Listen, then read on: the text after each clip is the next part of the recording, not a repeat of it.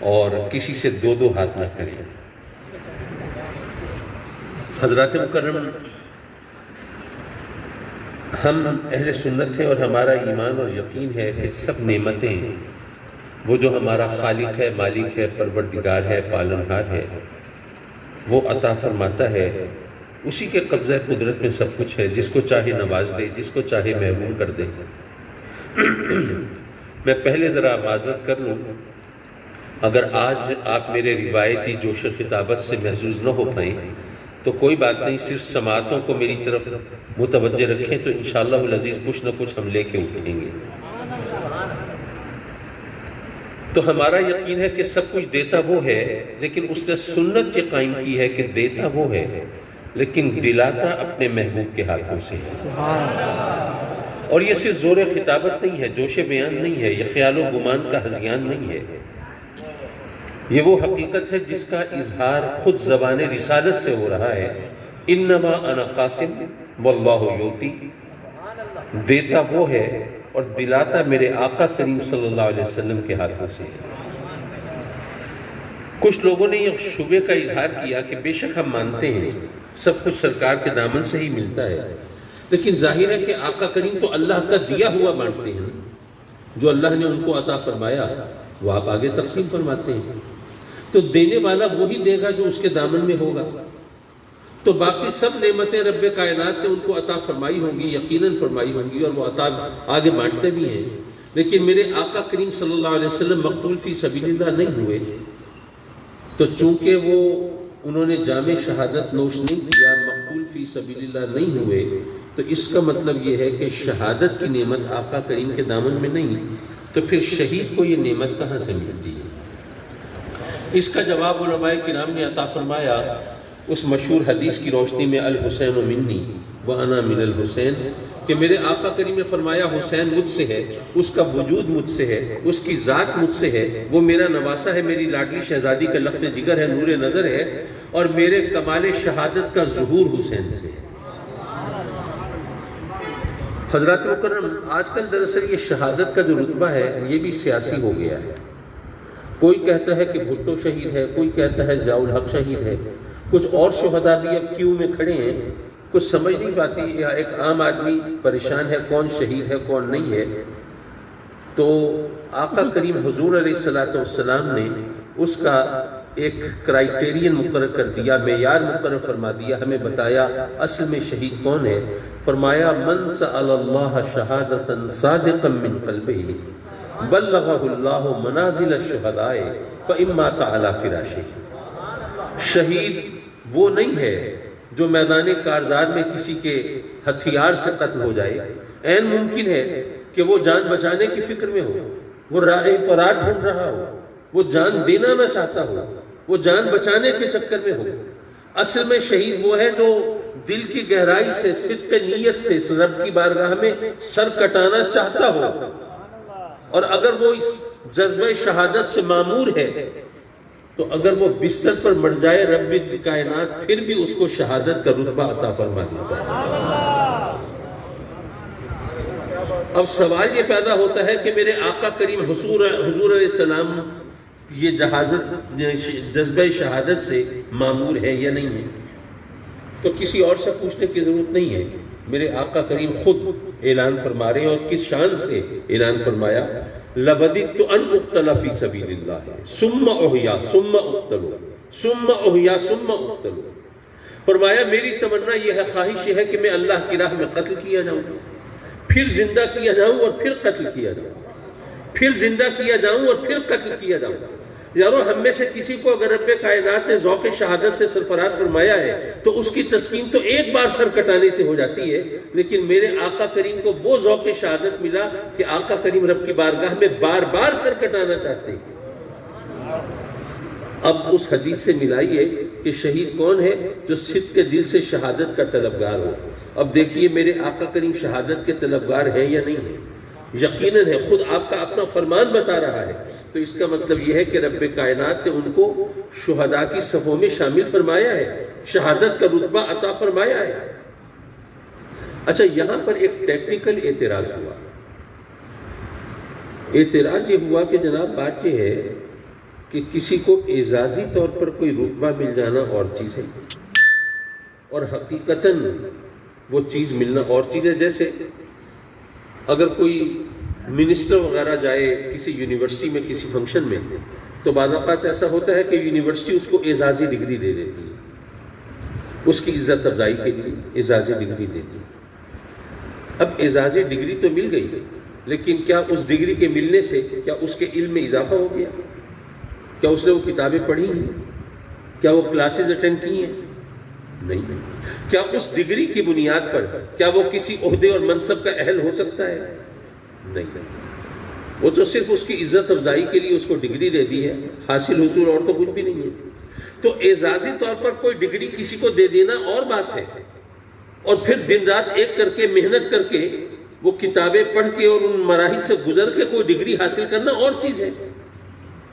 تو اسی طرح کسی کو اعزازی طور پر شہادت کا رتبہ دے دینا اور چیز ہے، اور واقعتاً حقیقتاً جامع شہادت نوش کرنا یہ اور چیز ہے. حضرات مکرم، یہاں ایک بات اور بھی میں عرض کرتا چلوں کہ آقا کریم حضور علیہ الصلوۃ والسلام اگر مقتول فی سبیل اللہ نہیں ہوئے تو اس کی وجہ تو وہ قرآن کی آیت ہے نا، واللہ یعصمک من الناس. اللہ نے وعدہ کیا تھا کہ اللہ آپ کو لوگوں کے ہاتھوں قتل ہونے سے محفوظ رکھے گا. کیوں رکھے گا محفوظ؟ اس کی کوئی وجہ ہونی چاہیے، کیونکہ اگر کوئی برا کام ہو اس سے محفوظ فرمائے رب کائنات تو بات سمجھ میں آتی ہے. لیکن یہاں تو شہادت کی بات ہے، یہاں تو اللہ کی طرف سے نعمت کی بات ہے، تو اس سے محفوظ رکھنا یہ بظاہر بات عجیب سی لگتی ہے کہ اللہ اس سے محفوظ رکھے گا. کسی نعمت سے محفوظ رکھنا یہ بات پلے نہیں پڑتی، کسی مصیبت سے محفوظ رکھنا تو بات سمجھ میں آتی ہے. دراصل بات یہ ہے کہ اللہ کے بہت سے نبی ایسے ہیں جو اس طرح جنہوں نے جامع شہادت نوش کیا، لیکن ظاہر ہے کہ جب کوئی نبی جامع شہادت نوش کرے گا تو اس کا مطلب یہ ہوا کہ ابھی وہ نبی اور اس کے پیروکار اتنے کمزور تھے کہ وہ اللہ کے نبی کی بھی حفاظت نہیں کر پائے. ابھی اللہ کے دین کو غلبہ نہیں ملا تھا. ٹھیک ہے نا؟ اب جب دین کو غلبہ نہیں ملا تھا اور اللہ کے نبی شہید ہو گئے تو اس کا مطلب یہ ہے کہ اب ایک اور نبی کا انتظار ہوگا جو آ کے دین کو غلبہ دلائے گا، اللہ کے دین کی بالادستی کو قائم فرمائے گا. لیکن اگر کوئی کہے کہ نہیں نبی کی کیا ضرورت ہے، کوئی اور بھی یہ کام کر سکتا ہے، بے شک کر سکتا ہے، لیکن جو کام نبی نہیں کر سکا وہ کوئی اور آ کے کرے تو غیر نبی کی نبی پر فضیلت قائم ہوگی، اور یہ ظاہر ہے کہ جائز نہیں ہے. نعرہ تکبیر، نعرہ رسالت، نعرہ خلافت، نعرہ حیدری، یا علی ملت اسلامیہ صاحبزادہ سید حامد سعید شاہ سے قادمی زندہ باد، فیضان حضور غزالی زمان. تو اس کا مطلب یہ ہوا کہ اگر کوئی اللہ کا نبی شہید ہوگا تو پھر ایک اور نبی کی گنجائش ہوگی. وہ آئے گا، وہ اللہ کے دین کو غلبہ دلائے گا، وہ اللہ کے ماننے والوں کو اس طرح اس مقام پر پہنچائے گا کہ وہ جو منکر ہیں وہ مغلوب ہو جائیں گے اور اللہ کے ماننے والے غالب ہو جائیں گے. اب میرے آقا کریم حضور علیہ الصلوۃ والسلام چونکہ اللہ کے آخری نبی ہیں، ان کے بعد کسی اور نبی نے نہیں آنا، تو اگر آقا کریم جامع شہادت نوش کرتے تو اس کا مطلب یہ ہوتا کہ پھر کسی اور نبی کی گنجائش سمجھی جاتی جو کہ ختم نبوت کے خلاف ہوتی. تو یہ آیت بھی در حقیقت ختم نبوت پر دلالت کر رہی ہے.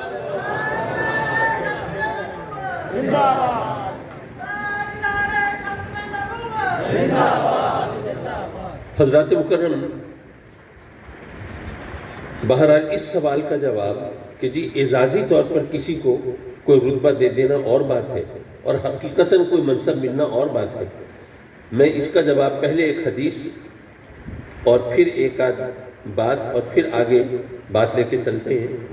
میرے آقا کریم حضور علیہ الصلوۃ والسلام فرماتے ہیں کہ جب قیامت کے بعد جنتی جنت میں پہنچ جائیں گے، دوزخی دوزخ میں، تو جنتیوں سے سوال ہوگا، ہاں بھائی تم میں سے کوئی جانا چاہتا ہے واپس دنیا میں؟ سب انکار کر دیں گے، مولا تیری جنت چھوڑ کے دنیا میں کون جائے گا؟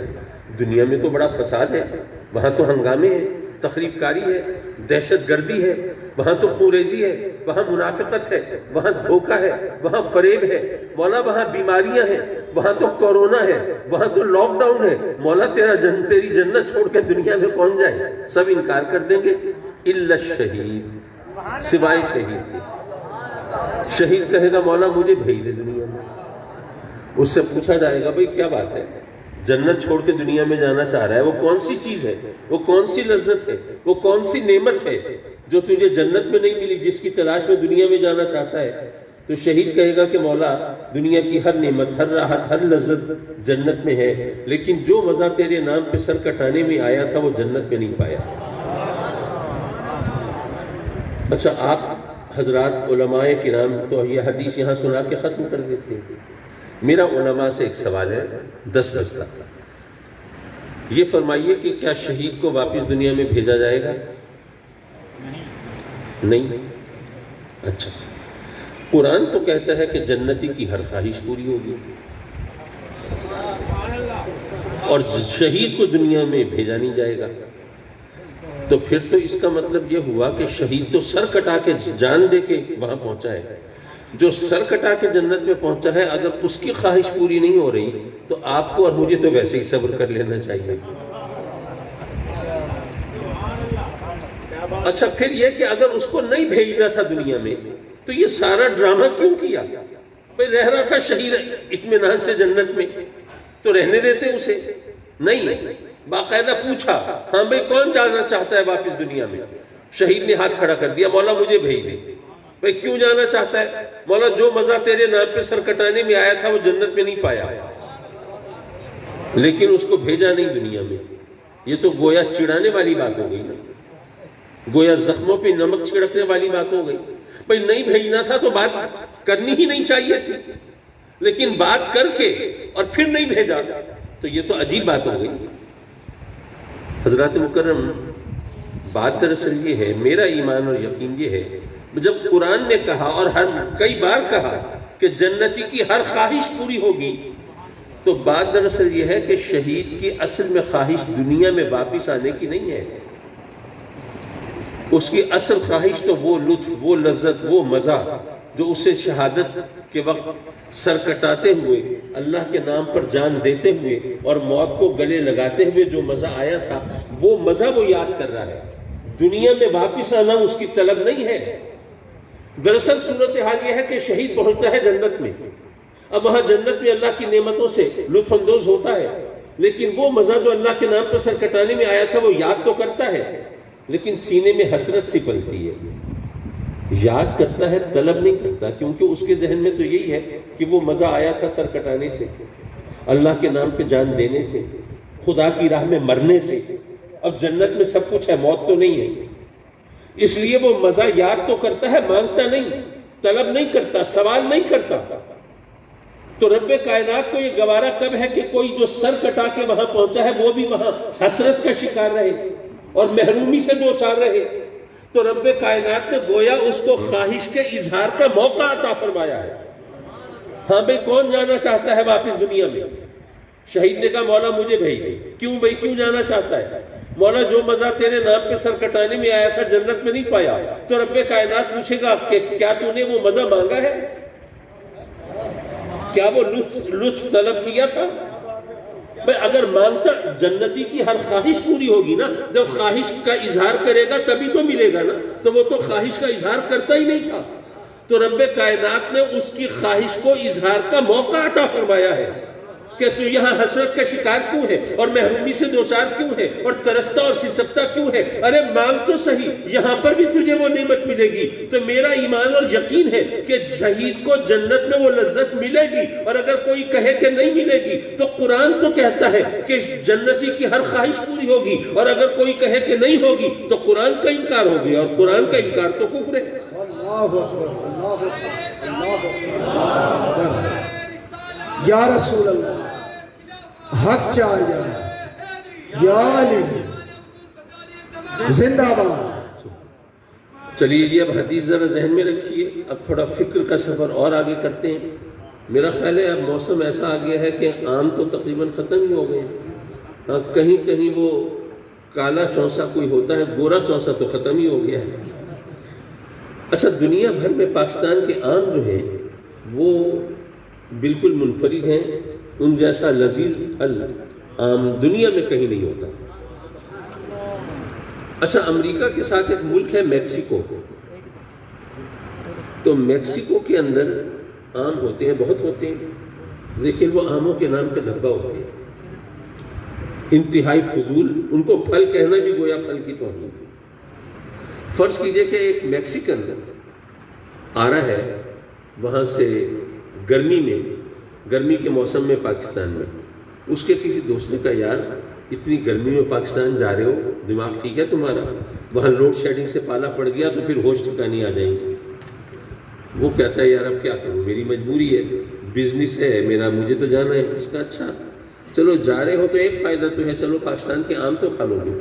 وہ حیران پریشان، اس نے تو وہیں کے آم کھائے ہیں میکسیکو کے۔ کہتا ہے کہ آم بھی ایسا پھل ہے جس کو کھانے کے لیے کوئی آدمی دکھ اٹھائے، کوئی گرمی سے ہے تکلیف برداشت کرے۔ اس نے کہا کہ میاں تم میکسیکو کے آموں کی بات کر رہے ہو، میں پاکستانی آم کی بات کر رہا ہوں، وہاں جاؤ گے کھاؤ گے پھر پتہ چلے گا۔ اور جب وہ میکسیکن یہاں آیا، یہاں پہ جو اس کے میزبان تھے انہوں نے اس سے پوچھا کہ ہاں جی کس چیز سے شوق فرمائیں گے؟ اس نے کہا کہ بھائی باقی تو اب آپ بہتر جانیں، لیکن میں نے یہاں کے آموں کی بہت تعریف سنی ہے، تو میں چکھنا چاہتا ہوں یہاں کے آم کیسے ہوتے ہیں۔ اب ان کے میزبانوں نے دیکھا کہ ان کا جو مہمان ہے وہ آم کھانا چاہتا ہے، تو اس وقت جو بھی سب سے بہتر آم مارکیٹ میں اویلیبل تھا وہ انور اٹول تھا یا چونسا تھا، دسہری تھا یا سندری تھا، وہ مالدہ تھا یا سرولی تھا یا لنگڑا تھا، جو بھی سب سے بہتر آم تھا وہ لیا جناب، اس کو ٹھنڈا ونڈا کیا، اس کو کاٹا، اس کی قاشیں وغیرہ بنا کے مہمان کے سامنے پیش کی۔ اب جو اس نے وہ چکھی، اس کے تو 14 طبق روشن ہو گئے۔ یہ ہے آم، اتنا لذیذ، اللہ اکبر۔ اب تو جناب اس کو ایسا چسکا پڑا، جہاں جاتا ہے لوگ پوچھتے ہیں کیا کھائیں گے، کہتا ہے جی میں تو آم کھاؤں گا۔ جب تک اس نے وہ آم چکھا نہیں تھا اس وقت تک ایک سسپینس تھا، تجسس تھا، چکھ کے دیکھو تو صحیح ہوتا کیسا ہے۔ لیکن جب چکھ لیا تو اب وہ کہتا ہے کہ بار بار مجھے آم ملے، اس کی طلب کا اظہار کرتا ہے۔ یارو میرے آقا کریم صلی اللہ علیہ وسلم فرماتے ہیں لَبَدِدْتُ أَنْ أُقْتَلَ فِي سَبِيلِ اللَّهِ ثُمَّ أُحْيَا ثُمَّ أُقْتَلُ ثُمَّ أُحْيَا ثُمَّ أُقْتَلُ۔ میرے آقا کریم شہادت بار بار طلب فرما رہے ہیں، اور بار بار وہی مانگے گا جس نے ایک بار چکھی ہو۔ نعرہ تکبیر، نعرہ رسالت، نعرہ رسالت، عظمت مصطفیٰ، فیضان حضور غزالی زمان۔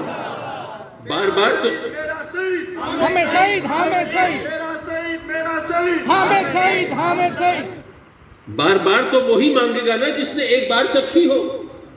تو صرف اعزازی طور پر کوئی ڈگری ملنے کی بات نہیں ہے، محض شہداء کی صفوں میں شامل کرنے کی بات نہیں ہے، محض رتبہ شہادت عطا کرنے کی بات نہیں ہے۔ ارے نہیں، میرے آقا کریم شہادت کی لذت سے واقف ہے، انہوں نے جام شہادت نوش کیا ہے۔ اب سوال پیدا ہوگا کہ کیسے کیا ہے؟ ارے سر تو کٹایا نہیں اور جان تو دی نہیں اور موت سے ہم کنار ہوئے نہیں، پھر کیسے جام شہادت نوش کیا؟ تو یارو شہید کو جنت میں وہ شہادت کا مزہ ملے گا نا، اور سر کٹائے بغیر ملے گا نا، جان دیے بغیر ملے گا نا، موت کو گلے لگائے بغیر ملے گا۔ اگر شہید کو جنت میں وہ مزہ بغیر سر کٹائے مل سکتا ہے تو میرے آقا کریم کو یہاں دنیا میں وہ مزہ بغیر سر کٹائے کیوں نہیں مل سکتا؟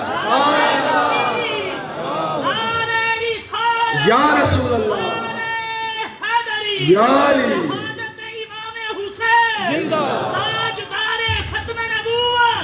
باد، زندہ باد، لبیک یا رسول اللہ، لبیک لبیک لبیک یا رسول وانصب نبیا فاقتلوا، وانصب نبیا فاقتلوا، تاجدار ختم نبوت، زندہ باد، زندہ باد۔ حضرات مکرم، میرے آقا کریم حضور علیہ الصلوۃ والسلام جلوہ فگن ہیں، غمگین ہیں، رنجیدہ ہیں، ملول ہیں، افسردہ ہیں۔ آپ کی پاک بیوی سیدہ ام سلمہ رضی اللہ تعالی عنہا آپ سے غم و اندوہ کا سبب پوچھتی ہیں، رنج و علم کا باعث پوچھتی ہیں۔ آپ فرماتے ہیں کہ میں ابھی اپنے لاڈلے چہیتے حسین سے اپنی محبت کا اظہار کر رہا تھا، اسے بہت پیار کر رہا تھا، تب کہ اتنے میں جبریل آئے، کہنے لگے کہ آقا آپ کو معلوم ہے نا کہ یہ آپ کا نواسہ جو آپ کو اتنا پیارا ہے، اتنا لاڈلا ہے، جو آپ کی چہیتی شہزادی کا لخت جگر نور نظر ہے، اس کو آپ کی امت کس طرح ظلماً شہید کرے گی؟ جس کو آپ اپنی پیٹھ سے نہیں گرنے دیتے، اس کو گھوڑے کی پیٹھ سے کس طرح کھینچ کے گرایا جائے گا؟ اور جس گردن پہ آپ بوسے دے رہے ہیں، اسی پہ خنجر چلائے جائیں گے، اور جس کو کانٹا چبھنا آپ کو گوارا نہیں ہے، اسی پر تیر برسائے جائیں گے۔ پھر میرے آقا کریم صلی اللہ علیہ وسلم نے ایک شیشی عطا فرمائی حضرت ام سلمہ کو، جس میں مٹی ہے۔ فرمایا ام سلمہ یہ مٹی سنبھال کے رکھنا، یہ حسین کے مقتل کی مٹی ہے۔ جس وقت میرا حسین شہید ہوگا، ٹھیک اسی وقت یہ مٹی خون میں تبدیل ہو جائے گی۔ پھر میرے آقا کریم نے رب کی بارگاہ میں ہاتھ اٹھائے دعا کے لیے اور عرض کی، التجا کی، اللہم آت الحسین صبرا و اجرا، مولا حسین کو صبر عطا فرما اور اس پر اجر عطا فرما۔ حضرات مکرم، اگر آپ غور فرمائیں تو یہاں کئی ایک سوالوں کے جواب ملے۔ پہلی بات یہ، ویسے تو ہم دعا کریں گے اللہ تعالیٰ آپ کو، آپ کی آل اولاد کو، سب کو اپنی امان میں رکھے، پناہ میں رکھے، اور اپنی رحمتوں کی چھاؤں میں رکھے، اور ہر دکھ اور ہر تکلیف سے، ہر آفت سے محفوظ رکھے۔ لیکن فرض کیجئے خدا نہ خواستہ کسی شخص کو معلوم ہو کہ اس کے چہیتے بیٹے پر کوئی مصیبتوں کا پہاڑ ٹوٹنے والا ہے، کوئی بہت بڑی آفت آنے والی ہے۔ اگر یہ پتہ چلے تو آپ سوچئے وہ اس مصیبت کو ٹالنے کے لیے کیا کچھ نہیں کرے گا۔ اگر اسے یہ خیال ہو کہ یہ مصیبت ٹالی جا سکے گی مال سے، پیسے سے، دولت سے، تو وہ دولت کمانے کے لیے کولو کا بیل بن جائے گا۔ ہر ممکن کوشش کرے گا کہ جتنا پیسہ اکٹھا کر سکے وہ کر لے، تاکہ جب کوئی ایسا وقت ہو تو اس وقت کوئی دشواری نہ ہو۔ یا اگر اسے یہ خیال ہے کہ نہیں، یہ مصیبت ٹالی جا سکے گی سیاسی اثر رسوخ سے اور میل ملاپ سے، تعلقات سے، تو ابھی سے جناب وہ M N As, M P As, ministers کے دروازوں کے چکر لگانا شروع کر دے گا، تحفے تحائف کا لین دین، آنا جانا، میل جول، یہ تمام، تاکہ جب وہ وقت آئے تو اس وقت مراسم ڈھونڈنے میں مشکل نہ ہو، دشواری نہ ہو، دقت نہ ہو۔ یا اگر اسے پتہ چلتا ہے کہ نہیں یہ مصیبت ٹالی جا سکے گی دم دروز سے، اوراد و وظائف سے، اللہ والوں کی دعاؤں سے، تو خود بھی تسبیح مصلی سنبھال لیں گے اور اللہ والوں سے بھی پینگے بڑھانا شروع کر دیں گے، تاکہ وہ وقت آئے تو پھر کسی چیز کی کوئی کمی نہ ہو۔ یارو ہمیں پتہ چلے کہ ہمارا بچہ کسی بہت بڑی مصیبت میں گرفتار ہونے والا ہے، تو اس مصیبت سے بچانے کے لیے جو کچھ ہمارے بس میں ہے ہم اس سے دریغ نہیں کریں گے۔ جب آقا کریم کو پتہ چلا کہ حسین پر یہ مصیبت کا پہاڑ ٹوٹے گا تو کیا خیال ہے اگر میرے آقا کریم رب کی بارگاہ میں سر جھکا دیتے اور رب کی بارگاہ میں التجا کرتے، مولا حسین میرا لاڈلا، میرا چہیتا، میرا نواسا، میری لاڈلی شہزادی کا لخت جگر، مولا حسین کو تکلیف پہنچے مجھے گوارا نہیں ہے، مولا حسین کو اس مصیبت سے بچا لے۔ اگر آقا کریم رب کی بارگاہ میں التجا کرتے تو کیا رب کائنات اپنے محبوب کی دعا کو ٹھکرا دیتا؟ کیا رد فرما دیتا؟ نہیں۔ آقا کریم کی تو کوئی دعا کبھی رد نہیں ہوتی۔ تو اگر یہ ساری مصیبت ایک دعا سے ٹالی جا سکتی تھی تو میرے آقا کریم نے پھر وہ ایک دعا کیوں نہیں مانگ لی؟ بڑا سیدھا سادہ سوال بنتا ہے نا کہ آقا کریم صلی اللہ علیہ وسلم اگر رب کی بارگاہ میں التجا کرتے، دعا مانگتے، تو رب کائنات اپنے محبوب کی دعا کو کبھی رد نہیں فرماتا۔ تو اگر یہ تمام مصیبتیں یا آفتیں یہ ٹالی جا سکتی تھی ایک دعا سے، تو آقا کریم نے وہ دعا کیوں نہیں مانگی؟ انہوں نے دعا مانگی، لیکن کیا مانگی؟ اللہم آت الحسین صبرا و اجرا۔ حضرات محترم، یہاں پر ایک سوال اور بھی ملا دیں تو جواب ذرا ڈھونڈنا اور آسان ہو جائے۔ بعض لوگ کہتے ہیں کہ اگر سیدنا ابراہیم علیہ السلام کے فرزند کی ایڑیوں کی رگڑ سے زمزم کا چشمہ جاری ہو سکتا ہے، تو کیا آقا کریم صلی اللہ علیہ وسلم کے چہیتے نواسے کی زندگی کی خاطر ان کی مدد کے لیے کیا آسمان سے میگھ نہیں برس سکتا تھا؟ کیا فرات کی موجوں میں طغیانی نہیں آ سکتی تھی؟ کیا خیموں میں چشمے نہیں ابل سکتے تھے؟ لیکن ایسا کچھ بھی نہیں ہوا۔ تو لگتا یہ ہے کہ اللہ راضی نہیں تھا حسین سے، اللہ کی مدد شامل حال نہیں ہو اس کے ساتھ، ورنہ ظاہر ہے کوئی بھی صورت بن سکتی تھی۔ حضرات مکرم، پہلی بات تو یہ ہے کہ میں مانتا ہوں کہ بعض اوقات بھوکے کو کھانا کھلا دینا اور پیاسے کو پانی پلا دینا یہ اس کی مدد ہوتی ہے، لیکن ہمیشہ ایسا نہیں ہوتا، بلکہ میں اس کو ایک مثال کے ذریعے سمجھا دوں. آج کل رمضان کا مہینہ تقریباً اپریل میں شروع ہو رہا ہے، اور اپریل بھی گرمی کا مہینہ ہی سمجھا جاتا ہے. فرض کریں آپ کے چھوٹے صاحبزادے ہیں 6-7 سال کے، ان کو بڑی تکلیف ہے کہ جب بھی ذرا دسترخوان پہ آئیں ہم افطاری کے وقت تو ہمیں ٹوک دیا جاتا ہے میاں پہلے روزے داروں کو تو روزہ کھولنے دو، آ گئے ہو. تو اب بچوں کو بڑی تکلیف ہوتی ہے، تو برخوردار ذہین ہے، تو انہوں نے سوچا کہ اگر میں بھی روزہ رکھ لوں پھر تو کوئی نہیں روکے گا مجھے. اب انہوں نے ضد کی باپ سے کہ جی میں نے تو روزہ رکھنا ہے. پہلے تو باپ نے سمجھایا کہ بیٹے یہ روزے ذرا گرمیوں کے ہیں، لمبے روزے ہیں، آپ کے لیے مشکل ہوگی، لیکن وہ تو پہلے سے طے کیے بیٹھے ہیں، نہیں مانے. تو آپ نے کہا چلو بڑا اچھا ہے اگر بچہ روزہ رکھ لے تو میرے لیے باعث فخر بھی ہوگا، اور چھوٹے بچوں کو روزہ رکھنے کی عادت پڑ جائے تو بڑے ہو کے پکے روزے دار بنیں گے. اب جناب آپ نے روزہ رکھوا دیا بڑے اہتمام سے. اب بچے نے چونکہ ضد کر کے خود روزہ رکھا ہے، اس لیے پہلے اس نے ذرا صبر اور حوصلے سے کام بھی لیا. وہ 9-10 گھنٹے برداشت کیا، لیکن ابھی تقریباً 4 گھنٹے رہتے تھے تو حوصلہ جواب دے گیا. ابو مجھے تو بھوک لگی ہے، مجھے کھانا کھانا ہے، مجھے پیاس لگی ہے، پانی پینا ہے. بڑا آسان ہے، گھر کے اندر کھانا بھی ہے، پانی بھی ہے، سب کچھ ہے، تو اس کو کھانا کھلا دیجئے، پانی پلا دیجئے. لیکن آپ سوچتے ہیں کہ بچے نے 10 گھنٹے تو بھوک پیاس برداشت کیا نا، تو اگر کسی طرح اس کا روزہ پورا کرا دیں یہ بڑی بات ہے.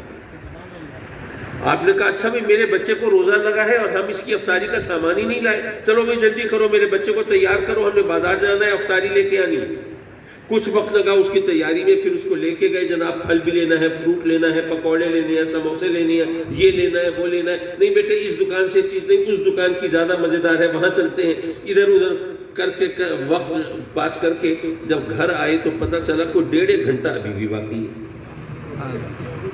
اپنے باقی بچوں سے کہا کہ دیکھو بیٹے یہ چھوٹے بھائی نے روزہ رکھا ہوا ہے، تو ایسا کرو ذرا اس کو کھیل کود میں لگاؤ، اس کا دھیان بٹاؤ، اس کا روزہ پورا کرا دو. عام حالات میں اگر بچے کھیل کود میں لگتے تھے تو آپ آستینے چڑھا لیتے تھے، ڈانٹ ڈپٹ شروع کر دیتے تھے. ہر وقت کھیل کود کی پڑی، اب کتابیں اٹھاتے نہیں، پتہ نہیں کیا بنے گا تمہارا. اور اب خود کہہ رہے ہیں کہ بچے کو ذرا کھیل کود میں لگاؤ، اس کا روزہ پورا کراؤ. پتہ یہ چلا کہ اگر آدمی ویسے ہی بھوکا پیاسا ہو تو اسے کھانا کھلا دینا، پانی پلا دینا اس کی مدد ہے. لیکن اگر روزے سے ہو، کسی امتحان میں ہو، آزمائش میں ہو، تو پھر آزمائش میں پورا اترنے کے قابل بنانا، روزہ پورا کرانا، یہ اس کی مدد ہے. سبحان اللہ اکبر، یا رسول اللہ زندہ باد، زندہ باد. اچھا کوئی آدمی اگر مصیبت میں ہے تو 2 باتیں ہو سکتی ہیں، یا تو اللہ کی طرف سے پکڑ میں ہے، کوئی سزا ہے اس میں، یا پھر آزمائش ہے کوئی. اب یہ فیصلہ کیسے کریں کہ پکڑ ہے یا آزمائش ہے؟ اس کا ایک حل تو یہ ہے کہ جو شخص مصیبت میں ہے اس کو دیکھو. اگر وہ اللہ کا فرما بردار ہے، تاج شیار ہے، پھر مصیبت میں ہے تو آزمائش میں ہے.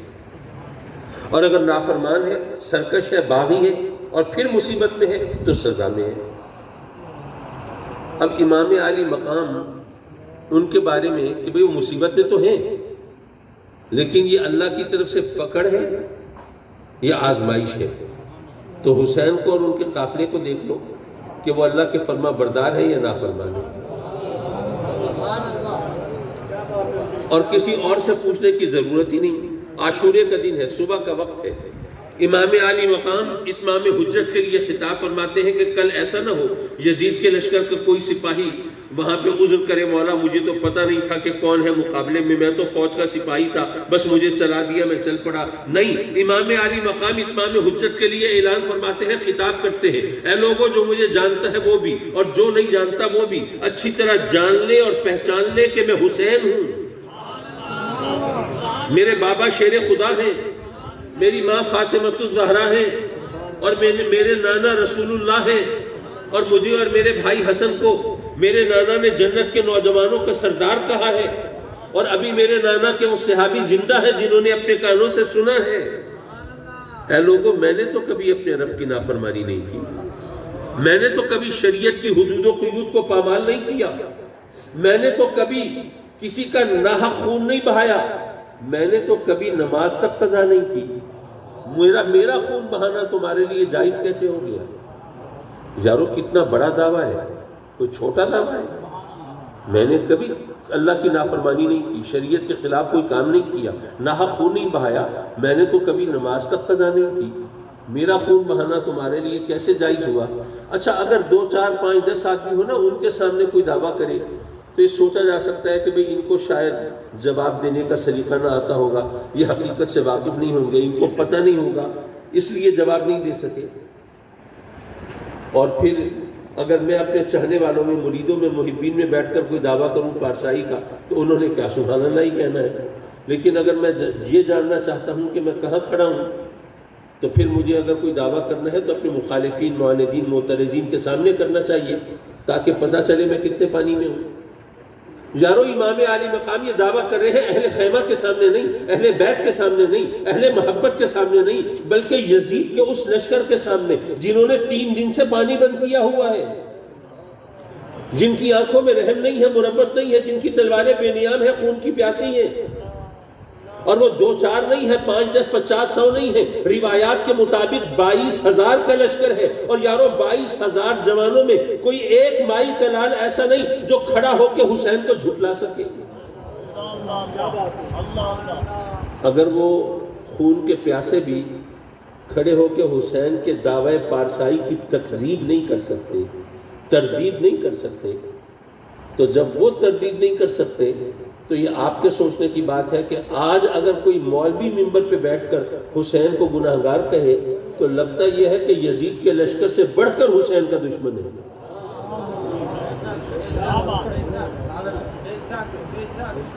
حضرات مکرم، اگر اللہ کی طرف سے پکڑ ہو، سزا ہو، تو دعا ہوتی ہے مولا بچا لے، مولا میں جو بھی نافرمانیاں ہوئی، حکم عدولی ہوئی، جو گناہ کیے، خطائیں کی، مولا میں وعدہ کرتا ہوں آئندہ ان سے بچتا رہوں گا، تیری فرما برداری کروں گا، تیرے احکام کی تعمیل کروں گا، تیرے فرامین کے مطابق زندگی گزاروں گا، مولا اب کے بخش دے، ایک بار بخش دے۔ اگر اللہ کی طرف سے پکڑ ہو تو اس سزا کی سے معافی مانگی جاتی ہے، مولا اس کو بخش دے، اس کو معاف کر دے، اس سے نجات دے دے۔ اور اگر آزمائش ہو تو پھر دعا کی جاتی ہے کہ مولا میں اس قابل تو نہیں تھا کہ اس آزمائش میں پڑتا، پر اب ڈال دیا ہے تو مولا اس میں پھر پورا اترنے کے قابل بھی بنا دے، اس امتحان میں سرخرو بھی فرما دے، کامیاب بھی فرما دے۔ یارو اگر آزمائش ہو تو اس میں کامیابی کی دعا کی جاتی ہے، اور اگر سزا ہو تو اس سے بچاؤ کی دعا کی جاتی ہے۔ میرے آقا کریم نے رب کی بارگاہ میں التجا نہیں کی کہ مولا حسین کو اس مصیبت سے بچا لے، یہ دعا نہیں کی کہ مولا حسین کو اس تکلیف میں پڑنا مجھے گوارا نہیں ہے، اس تکالیف کو حسین سے دور کر دے، نہیں، انہوں نے دعا کی تو کیا کی؟ اللہم آت الحسین صبرا و اجرا۔ ارے مجھے کسی مفتی اور مولوی کے فتوے درکار نہیں ہے، زبان رسالت گواہی دے رہی ہے، حسین سزا میں نہیں ہے، اللہ کی طرف سے آزمائش میں ہے۔ اچھا کچھ لوگوں نے یوں بھی کہا کہ دراصل حسین تو لا علمی اور بے خبری کا شکار ہوئے، ان کا یہ خیال تھا کہ میں نواسہ رسول، جگر گوشہ بطول میں جنت کے نوجوانوں کا سردار، میرے مقابلے میں بھلا کون آئے گا، وہ اس غلط فہمی کا شکار ہوئے۔ اگر ان کو پتہ ہوتا کہ یہ سب کچھ ہو سکتا ہے پھر کبھی ادھر کا رخ نہ کرتے۔ ویسے تو اس کے بے شمار جواب ہیں، ایک سیدھا سادہ جواب تو یہ ہے کہ جب آپ کے بابا مولائے کائنات سیدنا علی مرتضیٰ کرم اللہ تعالی وجہہ الکریم کے مقابلے میں اگر لشکر کشی ہو سکتی ہے، اگر تلواریں بے نیام ہو سکتی ہیں، اگر قتال و جدال ہو سکتا ہے، تو امام عالی مقام کو یہ غلط فہمی کیسے ہو سکتی ہے کہ میرے مقابلے میں کوئی نہیں آ سکتا؟ ظاہر ہے کہ یہ بالکل بے تکی بات ہے، لیکن میں اس حدیث کی روشنی میں ایک اور جواب پیش کرنا چاہ رہا ہوں۔ میرے آقا کریم صلی اللہ علیہ وسلم نے حضرت ام سلمہ کو، ام المومنین کو، وہ شیشی عطا فرمایا کہ ام سلمہ یہ مٹی سنبھال کے رکھنا، یہ حسین کے مقتل کی مٹی ہے، جب میرا حسین شہید ہوگا یہ مٹی خون میں تبدیل ہو جائے گا۔ پھر روایات کے مطابق ایسے ہی ہوا، پرانا زمانہ ہے، امام عالی مقام نے جام شہادت نوش کیا کربلا میں، کربلا ہے عراق میں، مٹی رکھی ہے مدینے میں، درمیان میں ہزاروں میل کی مسافت ہے، پرانا زمانہ ہے، کوئی کمیونیکیشن سسٹم نہیں ہے، کوئی واٹس ایپ، کوئی فیس بک کے ذریعے، کسی ٹیلی فون پر یا الیکٹرانک میڈیا کے ذریعے، کسی چینل کے کسی اینکر پرسن نے کوئی اطلاع نہیں دی ہے۔ ادھر امام عالی مقام جامع شہادت نوش کرتے ہیں، ادھر وہ مٹی خون میں تبدیل ہو جاتی ہے۔ یارو ذرا سوچو تو صحیح، حسین کے مقتل کی مٹی کو اتنی خبر ہے، حسین خود بے خبر کیسے ہو سکتا ہے؟ حسین کے مقتل کی مٹی کو اتنی خبر ہے تو حسین خود بے خبر کیسے ہو سکتا ہے؟ حضرات محترم، میرے آقا کریم حضور علیہ الصلوۃ والسلام نے جب یہ فرمایا کہ ان الحسن والحسین سیدا شباب اہل الجنہ، بے شک ہم سب کا ایمان ہے، یقین ہے حسنین کریمین جنت کے نوجوانوں کے سردار ہیں۔ اچھا، اگر آپ کسی شخص کے بارے میں یہ اندازہ لگانا چاہیں کہ یہ جنتی ہوگا تو اس میں کچھ کوالٹیز تو آپ دیکھنا چاہیں گے۔ اگر آپ اس